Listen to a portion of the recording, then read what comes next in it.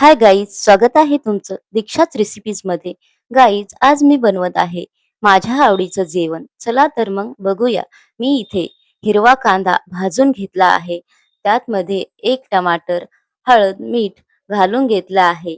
आणि हो, इथे 2 टमाटर पाहिजे होते, पण मी एकच टमाटर वापरला, कारण की टमाटर आमच्या इकडे खूप महाग झाले आहेत.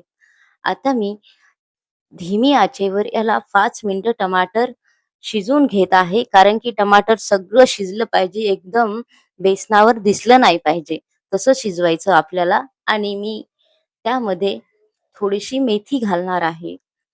तर चला तर मग बघूया. मी मेथी घेते. ही मी मेथी घेतली आहे. एकदम चांगली फ्रेश मेथी आहे. सकाळीच आली होती गाडी, तिथून मी एक जुडी आणली 20 रुपयाची. आणि मग मला बेसन, मेथी आणि हिरव्या कांद्याचं बेसन खूप आवडतंय. तुम्हाला आवडतंय का? हे कमेंटमध्ये नक्कीच सांगा. आणि हो, हे माझं टमाटर बघा कसं मस्त शिजून निघलं आहे.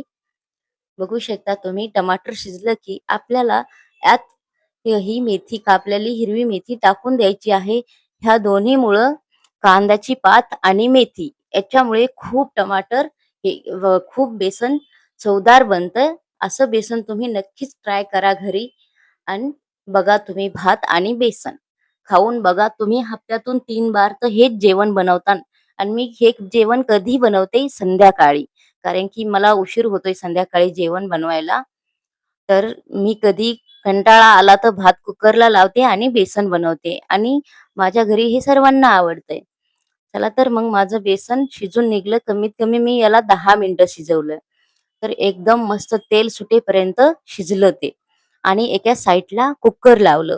भाताचं कुकर लावलं. तर कुकर पण झालं. चला तर मग माझं जेवण तर 15 मिनिटाच्या आत तयार झालं, आणि आता आम्ही जेवणार आहेत. तुम्ही पण हे जेवण नक्कीच ट्राय करा. आणि हो, बेसन भात आवडला असेल तर लाईक करा आणि चॅनेलला सबस्क्राईब करायला विसरू नका. चला तर मग उद्या भेटूया. Tata, bye bye.